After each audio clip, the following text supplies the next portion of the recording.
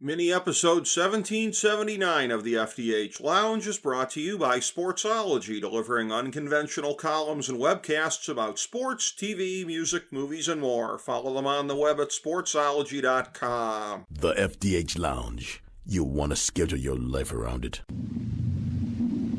A long time ago, on a gloomy, wet Cleveland spring night, two men stand alone amidst the late-night drizzle. Their voices echo across the vacant station parking lot as they debate the merits of the great American radio show that have been missing for far too long. On that night, an idea was born. That idea became the FDH Lounge.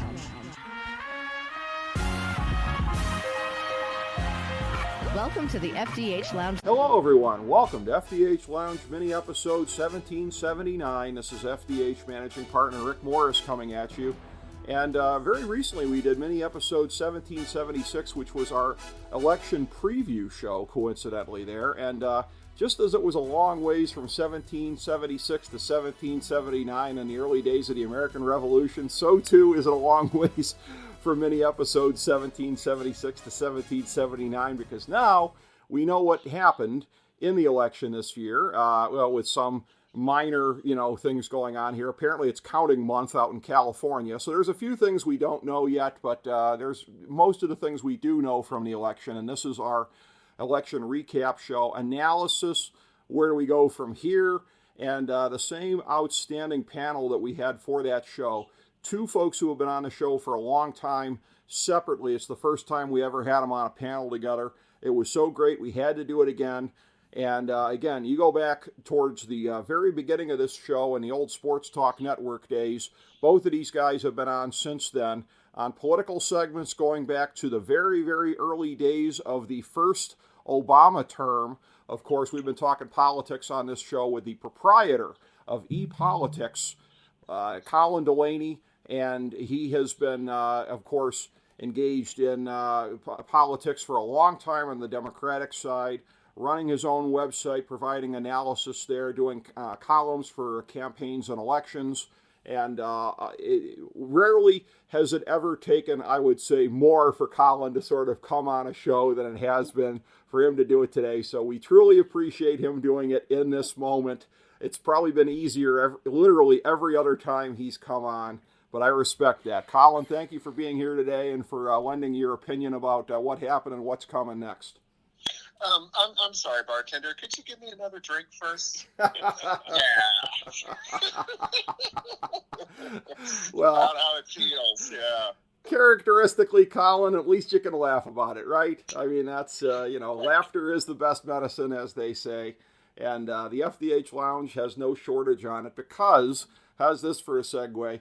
One of the funniest dignitaries that we've ever had in the FDH Lounge, our good-witted friend, our FDH Lounge dignitary from out there in Queens, from the Queens Chronicle specifically, our good pal Lloyd Carroll, America's last Rockefeller Republican, and he is here to give his thoughts on this as well. So Lloyd, not as dark of a day for you perhaps as it was for Colin, but neither did it go the way you wanted it to go either.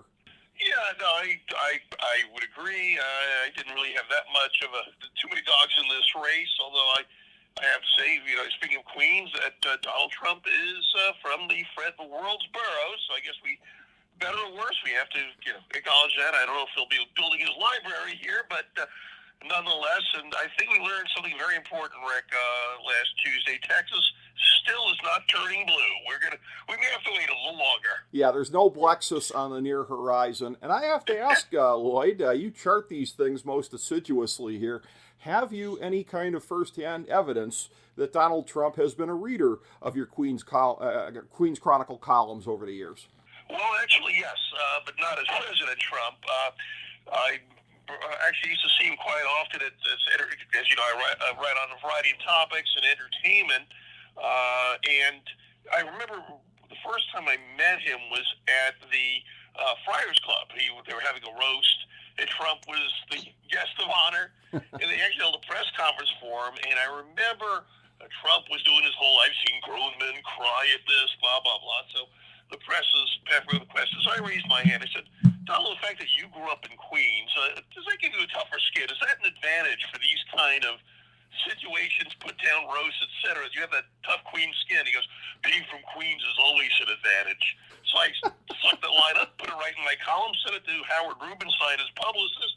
And, Trump reads everything, so he was aware of the Queens Chronicle. And occasionally he tapped me on the shoulder, go, what's new in Queens? So I've read him a few times over the years. I always got a kick out of that. He is a proud son of the world's borough, so we have to give Donald Trump that. Well, at the very least that, right? And I'm left wondering if past lounge guest, the late, great Pat Cooper, might have perhaps been one of the ones taking a run at him at that Friars roast. You never know. And exactly. We'll never get to ask Pat at this point, unfortunately. But as regards the election itself, I want to kind of start from, much as I had started us out last time, with my sort of analysis of and I just went by the weaknesses of the various candidates because I thought that was what defined the race rather than the strengths. I'm going to start by putting out a central thesis that I have here for essentially more so, I guess, on the Democratic side. That's the side that's far more interesting to me. Because the Republican side, I mean, they're going to get in there. It's, quite potentially going to be a circus again with some of these cabinet nominees. We'll talk about that a little bit later on. The far greater uncertainties on the Democratic side. And that's where I want to start. And that's where I feel a little bit more certain as far as where I think things may be headed. And it's a thing. I'll start with you on this, Colin, to get your reaction first here. This is a thing, and I talked about this a little bit with Lloyd off air earlier today. But what kind of strikes me here is that I'm not going to make a comparison to 1980 as far as, the start of the Reagan years or anything like that. Not necessarily anything as far as where I think it's going to go on the Republican side. But on the Democratic side, I feel like where there's a commonality, 1980, it was maybe the third election in a row, maybe the fourth one, I think, where inflation factored in. But 76 and 80, it really seemed to factor in as an important issue. Inflation, the residuals of it this time anyways, the inflation over the course of the 4 years was big. But it's one of those things where I talked about this on the pre-election show and where I said that the swing of the country to the left over a period of time, I said I felt like Harris was fighting on terrain that wasn't as hospitable to her because you could see that the country was kind of, I think, turning from where it had been at that point. And you see now, and I'm sure you have some thoughts, Colin, on the thoughts afterwards here on intersectionality here and whether everyone should still be signing off on everyone's full length of demands in the whole Democratic coalition. But I get the sense the 60s, we felt like there had been permanent changes in this country and maybe they sort of bore out more so over the long haul. But it took until 1980 for there to be a real backlash to that. And if you think about it, I mean, Reagan was running ads at the time, about welfare queens and stuff like that. So some of the ads that Trump was running this time on the trans stuff, I'd said to Lloyd off air, I initially thought that was going to be a backfire because me, as a Midwestern social conservative who's basically turned nihilist, I just thought, the younger generations, they've kind of turned this country into, not what it was previously. I really thought that the country had changed, I think, more than it had. I think I overestimated that. I think the Democrats overestimated that. And I think, in a sense, the way that 1980 was a little bit of a reaction to everything that had been brewing since the 60s, everything I detailed on the election preview show, dating back to, I'd say, Ferguson in 2014, Bernie Sanders in 2016, the real energy on the left, that the real energy in the Democratic Party, the Democratic coalition, has been firmly on the left over the course of the last decade. And I think that this election will come to be seen as a reaction to that. And I think that's going to be the hardest thing for the Democrats to figure out going forward on that, because neither side, the more establishmentarian side nor the left, is going to give any ground and admit that they need to adjust going forward. How do you see it, Colin? Well, you raised some very good points first. I do want to caution about making, grand pronouncements based on, sort of where the parties stand and all of that.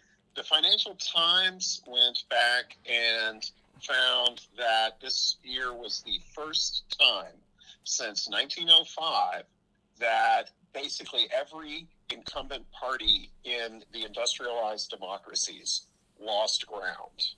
I may have talked about, the Brits and the French and all of that the last time we talked. But, Macron lost his position. I mean, he's still president, but his party lost, its position in the French Parliament.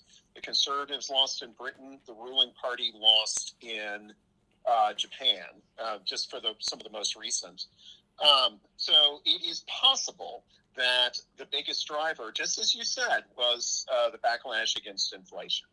To me, this was another analysis I saw called it the second pandemic election.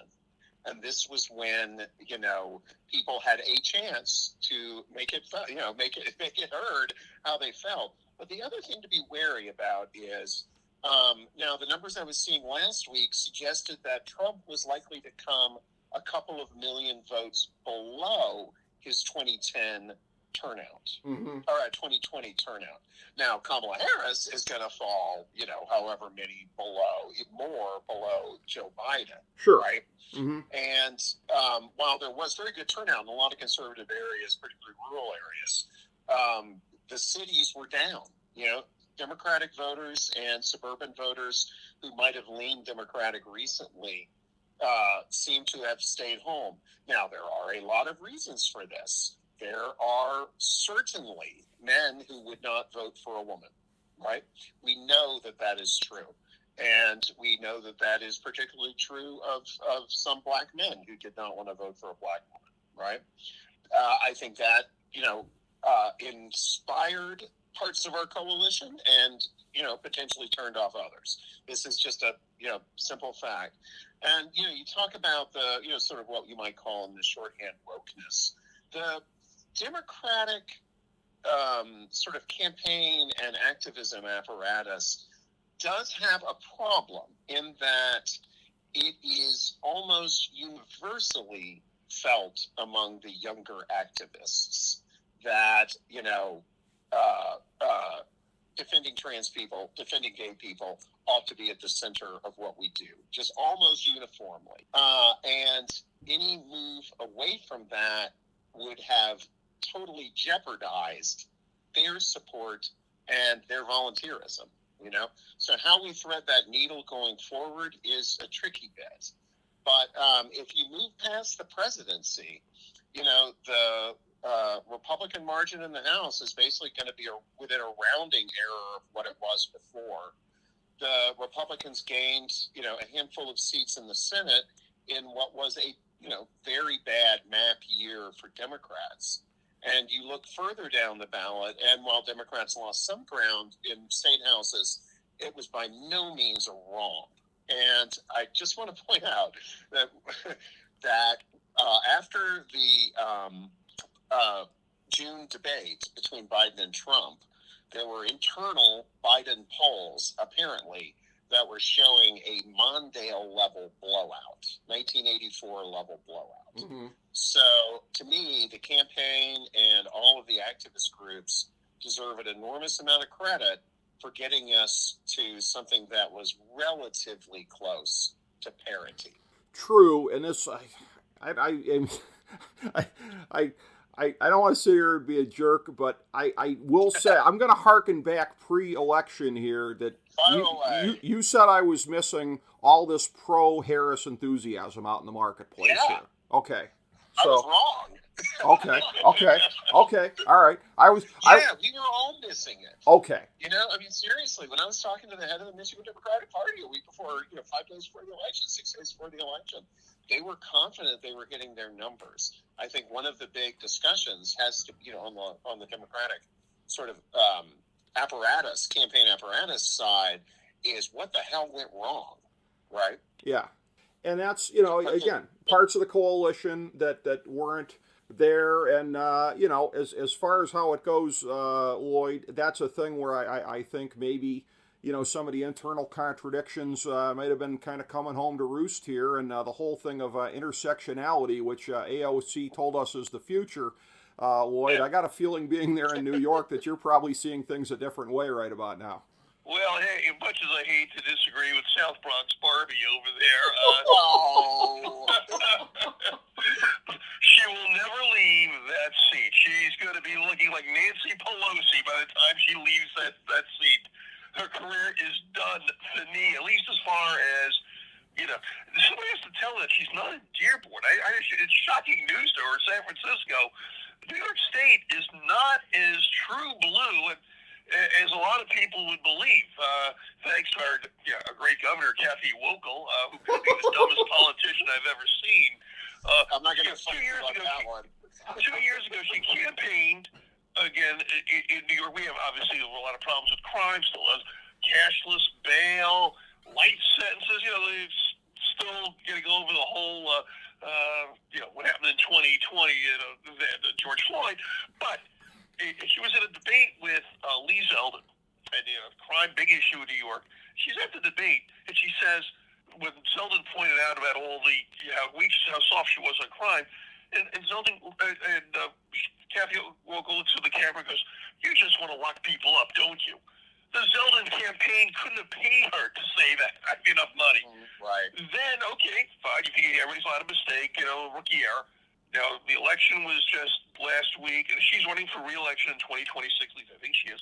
She wants to put congestion pricing back on. That was the killer for the Democrats before. She can't wait to put that for people who live out, for those who are out of the area who don't know congestion pricing. That means if you're not living in Manhattan, you could be living in New Jersey, Connecticut, anything in the tri-state area, if we include Pittsburgh, Pennsylvania, the quad state area, you're going to be hit with a $9 charge. I mean, if you live in Long Island, Westchester, you come into that's $9 per ride. That's not going to be forgotten about by 2026. I mean, I have to wonder if Jay Jacobs, who's the head of the New York State Democratic Party, I'm sure Colin know of him, that's suicide. And that's the problem with the Democratic Party. They don't learn from mistakes. It's okay to make a mistake. Learn from it. And here's the other thing, which kind of got ignored, I think, in the media analysis. Trump did extremely well in New York City and the suburbs. I didn't win it, but certainly by far bigger margins than anybody had a right to expect.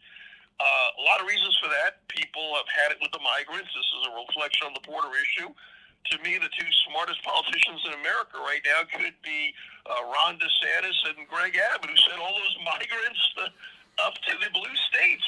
And you know what? It made it sound, they made it sound like mean bullies at the time, but man, were they effective politicians? That was the smart play.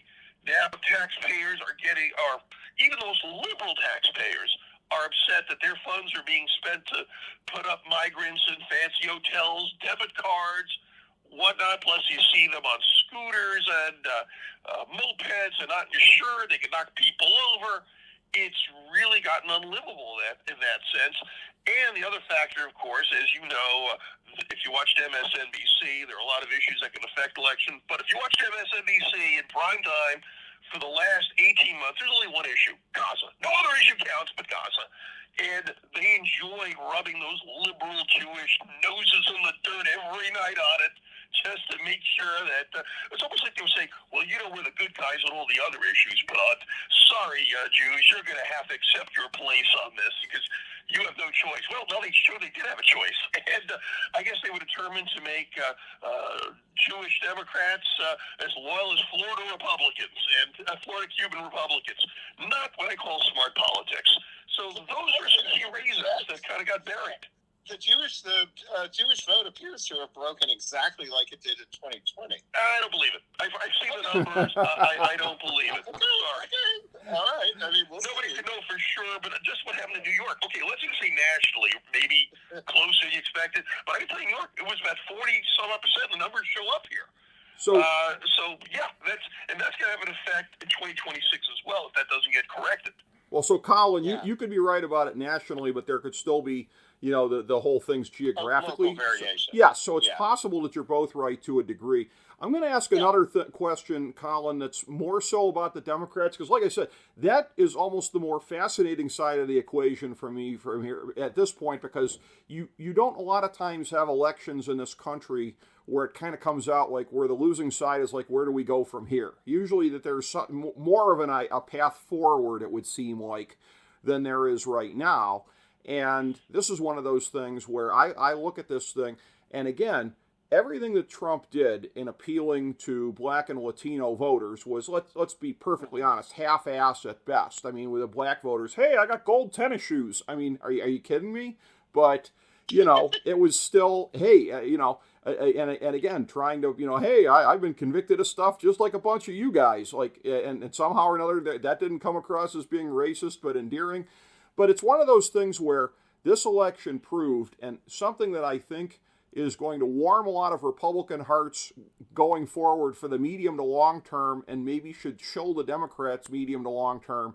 We learned for the first time that demography is not destiny.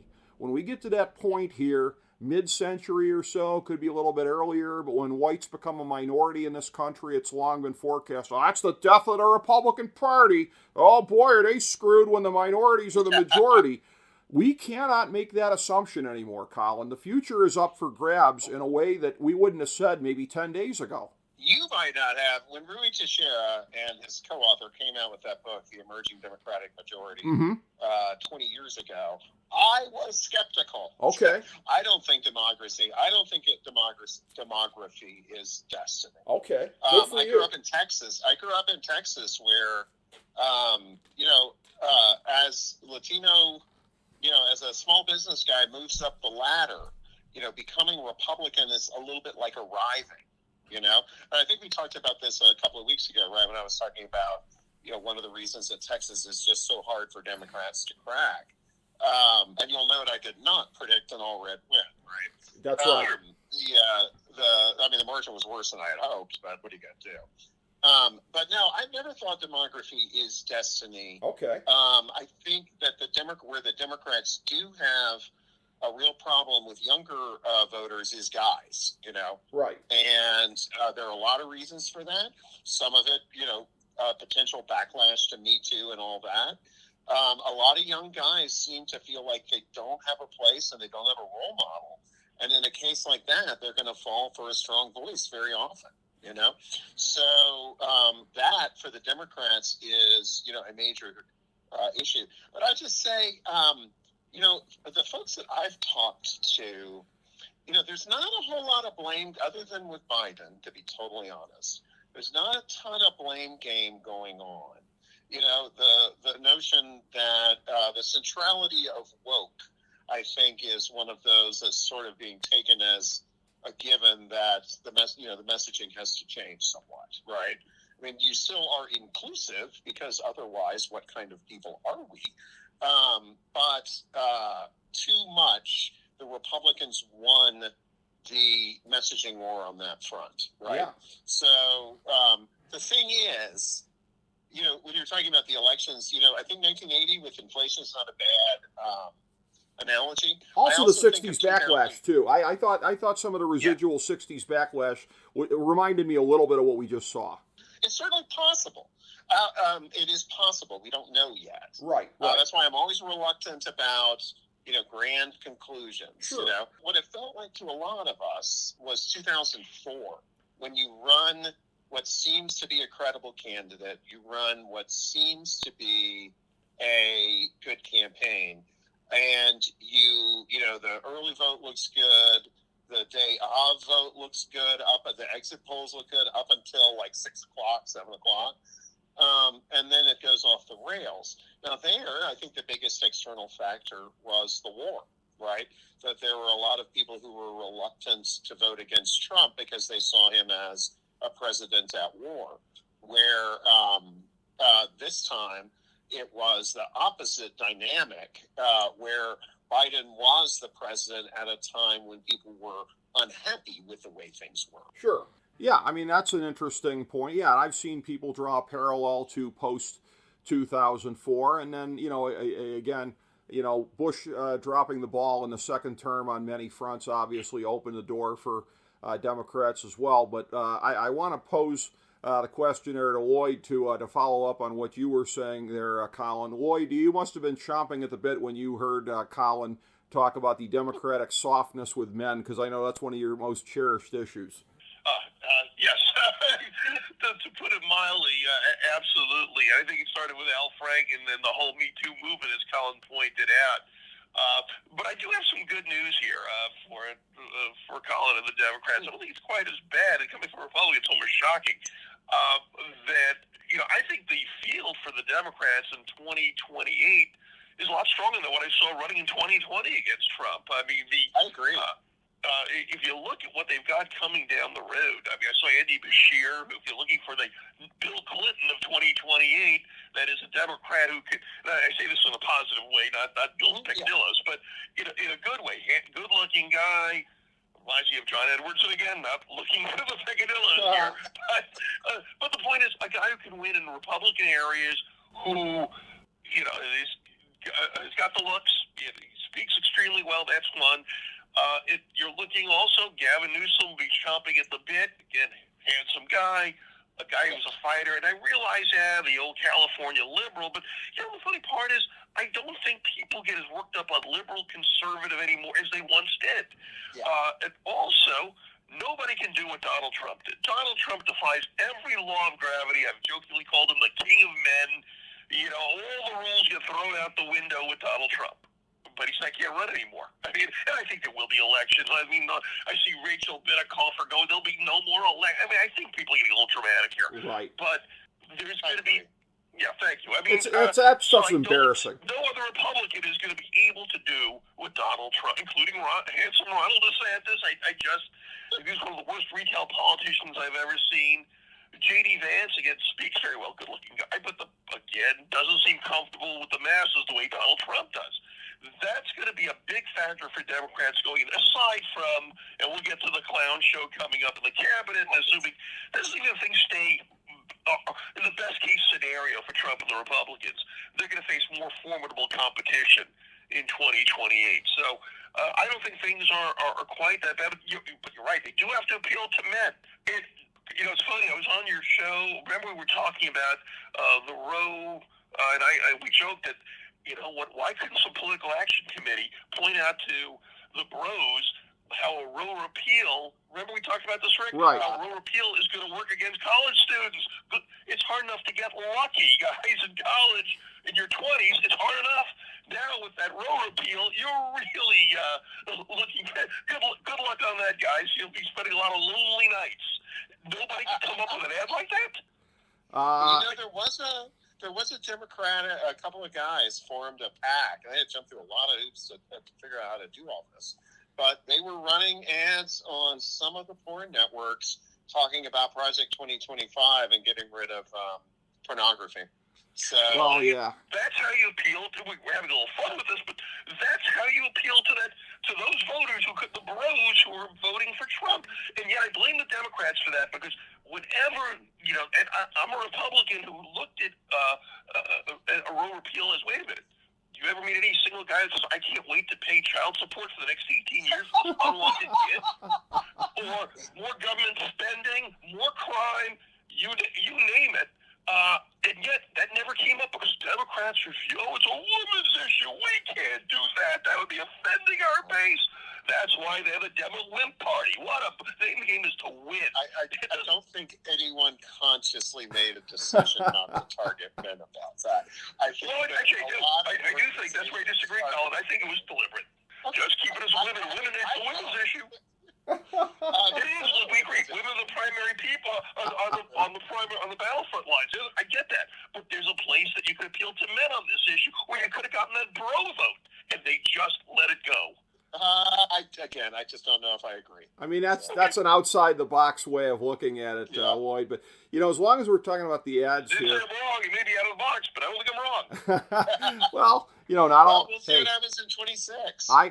Well, they may try that. By the time we're done, Lloyd, I'm going to top you with not necessarily a prediction on where we're going, but a scenario on where this country might be going. And it's nothing like what either of you two have heard before. I can promise you that. But before we get to that, there you go. There's the tease. Yes, there's the tease. Before we do that, as far as ads go and closing arguments and whatever, this is a thing, Colin. I'm looking at this like Harris deciding to close with Orange Man bad. as opposed to talking about her. Did she have to pay royalties to Hillary Clinton for that one? Because after all, it worked so well in 2016. So the whole thing of like, let's talk about him. Again, if you don't think everything about him was baked in the cake long ago with everybody here, that's one where, again, I do think overall, I mean, this might sound surprising coming from me, but I do think that for all intents and purposes, she managed the bad hand that she had more or less, at least middle of the spectrum. Maybe some could have done better. There's a lot that would have done worse. And she might have been above average in managing that bad hand. But the closing argument thing, Colin, I was shaking my head. And, of course, giving the answer on The View. I couldn't possibly think of anything I would have ever done different than Joe Biden. That didn't help. Here's the thing. It might sound too lawyerly, which, again, with her sometimes can be a thing. But all you got to say is, look, I'm vice president. I'm the most trusted advisor. My advice to the president is confidential. Have there been times where it didn't go my way? Of course, but I'm breaking that faith if I say anything publicly about this. He has to be able to talk to me. I'm still the vice president. He has to be able to talk to me today, tomorrow, next week without it getting public what my advice was. So there were a couple of things there, I think, that were exceptions to the whole thing of, I think, managing the bad hand that she had pretty well. Yeah, no, I think I think that she definitely bobbled that thing on The View. I think you're right that there were certainly things like that could have been messaged a little bit better. The closing arguments, you were not the only one who was criticizing that. Sure. I think it was Priorities USA was raising flags like, "Hey guys, this is not what we are seeing in our focus grouping and polling." Right. But at the same time, would it have mattered? I don't know. Probably there not. is a limit to what campaigns can actually do. I agree. And I think inflation and just the bad vibes from the pandemic, probably. And Trump benefits from his over-the-topness in that, I've seen quite a few, I've seen some numbers or several surveys where people just didn't really believe that he was going to do all the things he said he was going to do. Right. So now when he does them, what happens? I don't know. I mean, one problem the country has is that, a good chunk of the country is not getting information from anything reliable, So I worry that if he does, do things that most people would reasonably object to, will they even hear about it? Oh, they'll know about it. I mean, like if Bobby Kennedy Jr. Ends up banning vaccines and stuff like that, we're gonna know. So I mean, I think that we'll see. Well, exactly. So I mean, but it depends on what it is and what happens. I think, but Lloyd, what are your thoughts on this? That I know you have some thoughts as well about. Again, there are limits to what Harris could have done with the bad hand that she had. But are you inclined to be, quasi-generous in the way that I was and the Colin was, or are you a little harsh? Surprisingly generous. You pointed out The View. Look, you got to give the other team some credit here. So the ads they ran, I saw in the swing states, I saw in Philadelphia, Pennsylvania, that Trump is for Harris is for they them, and Donald Trump is for us. That was a very good ad. I mean, that was good. It worked. That worked. The immigration, so there's nothing you could do. I mean, Harris was in a tough spot because of all these things. I do want to. It's funny. I guess we're going to get to the cabinet soon enough, but Sure. I got to ask you, Rick. Big pharma, and Colin, you know this as well. I assume these big pharmaceutical companies that a lot of us have stock in, they're major contributors to the Republican Party. Am I missing something here? That somehow I don't think they're going to take too kindly if Trump's HHS secretary is saying no more vaccines. I see a bit of a conflict there. And I'm a follow the money guy, so call me crazy on this, but I think if Bobby Kennedy did get in, you're not going to hear as much about his vaccine talk as I think a lot of people would be expecting. Lloyd, I promise you, you've spent more time thinking about the ramifications of that than Trump ever did. So I guarantee you that's how you explain that one, because he just hasn't contemplated. I may have but all those Republican senators and congressmen were up for re-election. They're going to be aware of it. Every lobbyist in D.C. is going to make them aware of it. Right. So I think Bobby Kennedy could have his little fun.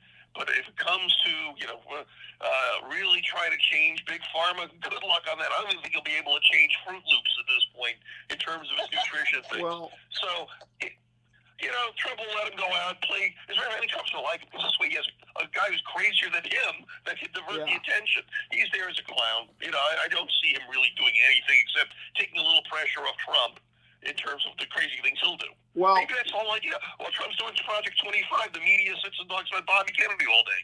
Well, you were not the first one to say that. Also, that you nominate him or Matt Gaetz, knowing that there's a good chance they'll get knocked out, but whoever follows will be so much better in comparison that you get them through easily. Well, Pete Hegseth also put Pete Hegseth in there, a guy who tried to get war criminals off the hook and lobbied Trump for that in his first term. So you got that going on. So yeah, I mean, it's and the other thing is here too. And look, it's easy to sit here and it's almost like the kitten chasing the ball of yarn when you're looking at all of the different appointees and going, I can't believe that's happening. Although I will count myself out of the people bashing Tulsi Gabbard. I've been a longtime fan of hers, so it's fine if she wants to get in there. I have zero problem with that. I probably differ with you guys in that regard, but one of the things that well, yeah. But the thing is, like, above all else, I think of myself, I mean, I analyze politics, but my true interest always is on the policy end. And I'm looking at this here, and this is a thing where, again, I look at this, I'll start with you, Colin, that if we're just looking at this in more of a dry fashion here, as far as the substance of the cabinet, this is one of these things here where this is a variant. I'm not talking about Matt Gaetz or anything like that when I say a schizophrenic cabinet thus far, because you look at it, and it's like Miriam Adelson is getting her dream team here as far as Hegseth in there, Marco Rubio, so much for realism. But as I briefly alluded to on our pre-election show, Trump's realism gets a little schizo when it comes to the Middle East because he's a blank check for Israel kind of guy. He's pretty hawkish towards Iran, so that gets in the way of his quote-unquote realism. So it's a thing where this cabinet is going to have some bare-knuckle brawls because, I mean, Tulsi Gabbard is not going to be having it if the neocons are going to be on the war path and everything. So just like in terms of the makeup of the cabinet and the policy issues and questions that there may be. That's what's most surprising to me, Colin, is that he has folks in there that are just, it seems to me, exact opposites in a lot of ways in what they believe in certain areas. Well, yeah, because they're puppets. Because he will be making all the real decisions. Okay. But yeah, that it wouldn't surprise me. The more they're bickering amongst themselves, the less they can ally against him. Strong men know this. Stalin knew this. Hitler knew this. You have people under you who, well, let's just go back to Sean Spicer. The day he had to lie about the size of the crowds. Yeah. Making them lie makes them demonstrate their loyalty, that they place loyalty over truth. Okay. And I think we're going to be seeing a whole lot of that.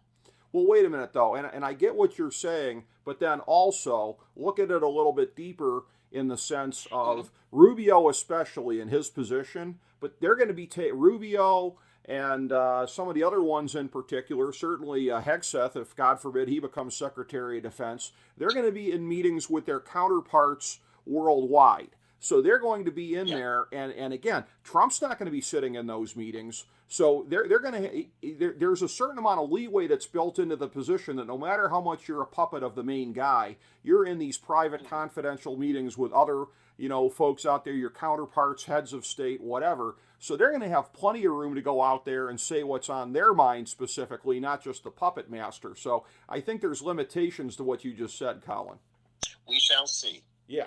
We will, and Lloyd, I know you must be chuckling about this as well. And again, it's easy to look at the clownish nature of Hegseth and Matt Gaetz and some of the ones in there, and Bobby Kennedy Jr. How many bears is he going to dump in Central Park now that he thinks he's got a license for it? So it's easy to point and laugh at the clownish nature of some of the stuff, but on a policy level, this is where it gets intriguing and perhaps a bit disturbing in some areas. Well, this is a classic apprentice. Trump likes when, I can see spitballs and, of cafeteria food fights at these cabinet meetings. This will be great. Yeah. Well, that's classic Trump. He loves this stuff. Well, I mean, look, for somebody that got back in there and actually had, unlikely swaths of the media admitting that he's got at least to some degree a mandate, for him to be self-destructive enough to piss that away for his own amusement would certainly be par for the course. And I say that again, as somebody that's been a convert to nihilism in recent years and actually at a policy area, maybe thought that I might have some room to be surprised on the optimistic side. Yeah, once these, appointments started coming out, it was like, yeah, well, maybe I was right to be a nihilist in the first place because maybe this is where it's heading. But this is one of these things as we take a little bit longer view of this and what it might augur for the next presidential election. I know it was mentioned earlier by Lloyd, Andy Beshear, and some of the other candidates out there as well. But I'm going to start with you, Colin, because this is really your bailiwick, is knowing what's going on the Democratic side and analyzing trends and trying to gauge where it's going. This is one of these things where, again, even if Trump is a complete dumpster fire in the second term, it's going to be one of these things where, yeah, it might make it a little bit easier to win the next election. But, I mean, as we've seen with Biden, winning is one thing. Governing in a way that keeps the entire coalition together is another thing. And maybe I'm prisoner of the moment, but I look at Andy Beshear and I look at anybody else, and it's like they're going to be doing the splits like a mofo, trying to keep one leg in each of the camps here, trying to keep them happy on things, because you're seeing, I mean, I really didn't think we'd ever see the day. We're seeing, Bernie Sanders taking shots at Nancy Pelosi. Like, it's all out there right now. And it's one of those things where the establishment and the left are both pushing back on each other and trying to assert their own primacy. So it's like, if Trump's a big enough disaster, the Democrats could win the next election, but it's going to be another one-term deal if they don't settle this. And I honestly, maybe you have a better idea, Colin, because you're on the inside and you see these things happen, but from the outside, I have no way of seeing and knowing who's going to win. And ultimately, as is always the case, somebody's going to win and somebody's going to lose. We saw it for a long time in the Republican Party where there was a pushback against Trump, but over the course of the last decade, he has consolidated it. That's why you saw out there Liz Cheney out there with the Democrats, because she had nowhere to go. Something tells me that you're going to see leading Democrats that are going to become independents at some point or whatever it would be. I don't see them necessarily aligning with the Republicans, but I couldn't possibly tell you which faction it's going to be. What's your sense of how the two factions are going to play out in the years to come, Colin? Well, there aren't two factions. There are dozens of different interests that align with each other sometimes and oppose each other at other times, right? I mean, I worked in the state legislature. That was very much the way it was. Democrats having Republican allies on one fight and fighting against those same Republicans on a different fight. And I think you're going to see a lot of, that sort of jockeying. But if you're going to use Bernie Sanders as an example, remember that he has been taking pot shots at the Democratic establishment since the late 70s. Vaguely, right? though. More vaguely. He doesn't personalize it generally. Go back and look at what Bernie is. I mean, he only became a Democrat like a week, Right. But aside from when he was a presidential candidate and you have to run against people, he's always kept it more like in terms of running against the blob, so to speak. Calling out Pelosi is a different step than I've ever seen from this guy. Well, I don't know. I think it is very easy to draw, like I've said, broad conclusions from a handful of loud voices. Okay. When I talk to Democratic activists, we're not divided. Like the overwhelming mood the day after the election was sadness, but determination. Okay. It's like, I've been here before. I was talking to my dad the next day. I'm like, well, I've been here before. We know what to do, right? Everybody just needs to take a few weeks and get some sleep. There are obviously, divisions within the party. There are people who have different priorities. I honestly don't see that as much of an issue. I think Democrats are going to be united, just like they were largely united. Gaza was the one exception, largely united behind Harris.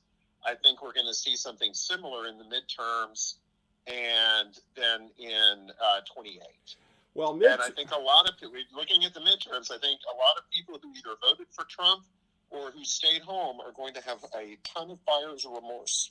That's very possible. I mean, the midterms are generally just a referendum on the incumbent, and it's almost always a thing of like, oh, he hasn't fixed all the problems yet. Screw that guy. I mean, there are exceptions to it, 1998, 2002, 2022, but generally speaking, the incumbent takes it in the shorts. Trump should expect nothing different, and that's why, again, I was led to believe after they won that they were going to be trying to storm out of the gate for the first 2 years. Some of these appointments to the cabinet might suggest otherwise. But, Lloyd, what's your sense of how much unity there might or might not be on the Democratic side in the years to come, regardless of what Trump does? Well, excuse me, Rick, I tend to think kind of like Colin does. I think when you're out of power and you want to win, and particularly someone who's a lightning rod like Trump, I think the factions will not be as big a story as you might think. I mean, you're always going to hear some lefty stuff, but here's the thing. If somebody could just name me one election where a leftist beat a center-right, not talking in a competitive race, so not talking about, San Francisco or New York City. That's never happened as far as I can tell. I mean, I still remember George McGovern. I mean, hey, come on, it's Democrats. I don't think they've ever gotten over 72 in a lot of ways.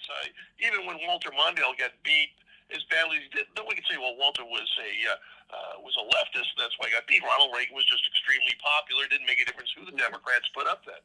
So it's no fault that he was just the wrong place. And let's face it, Walter was not exactly a scintillating personality. Well, look, being Carter's vice president doomed him, though. I mean, he had no question. Thumped Carter. But I don't think anybody said, I can't wait to go to that Walter Mondale rally, and God bless, may he rest in peace, but that's just, right.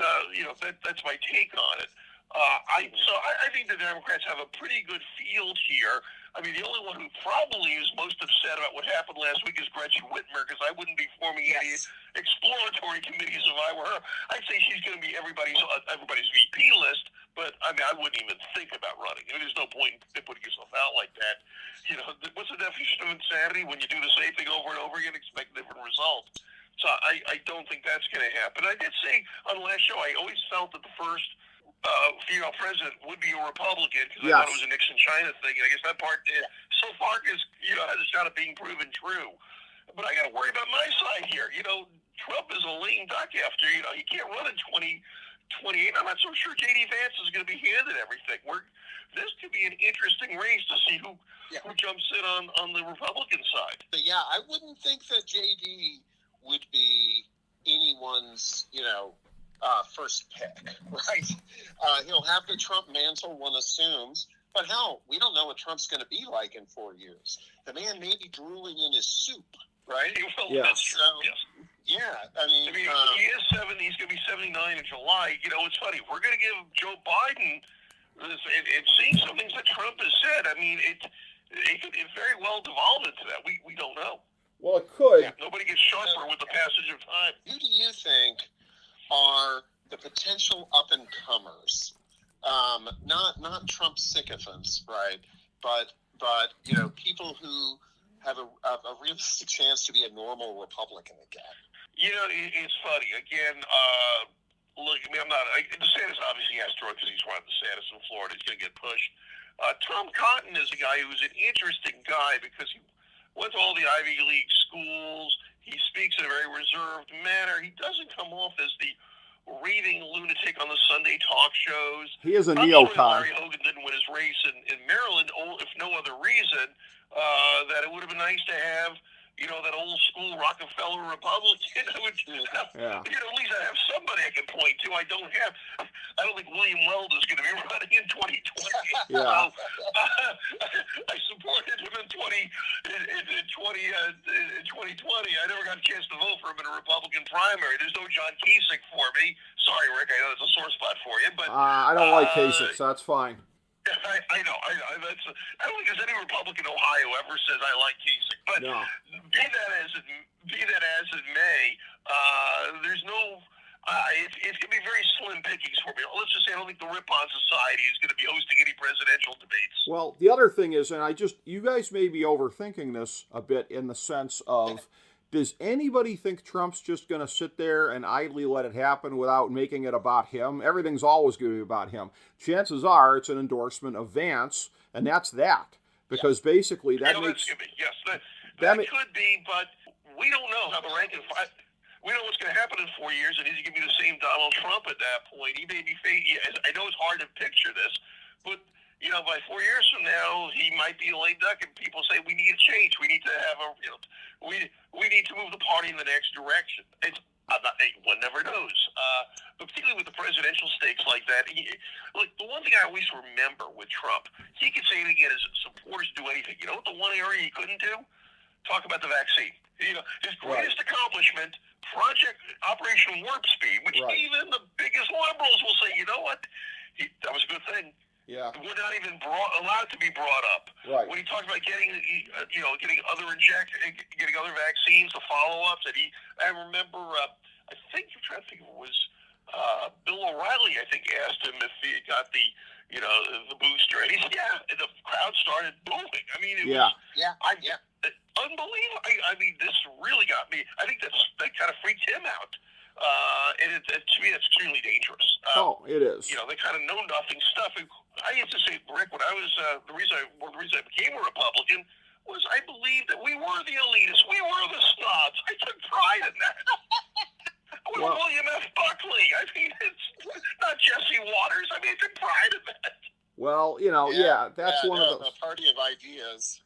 Yeah, I mean, it's not that. I will say this, though. I mean, and as much as I've, harshed on Trump with some of the other things that I've said here in this, I'll kind of bring it all the way around here by just saying that what Trump did, and again, a number of things here, and again, for as much as I say, on all these things, he'd be, further along if he hadn't done this, if he hadn't done that, because he is his own worst enemy on a lot of stuff. But in the broad sense, what his backers get right is the number of things that only he could have done.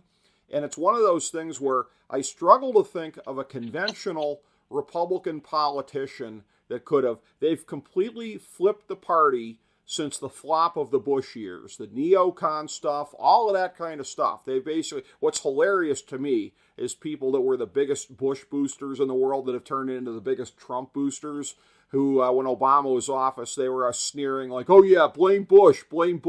And you never hear them talking about that now that Trump came in and erased the party of Bushism.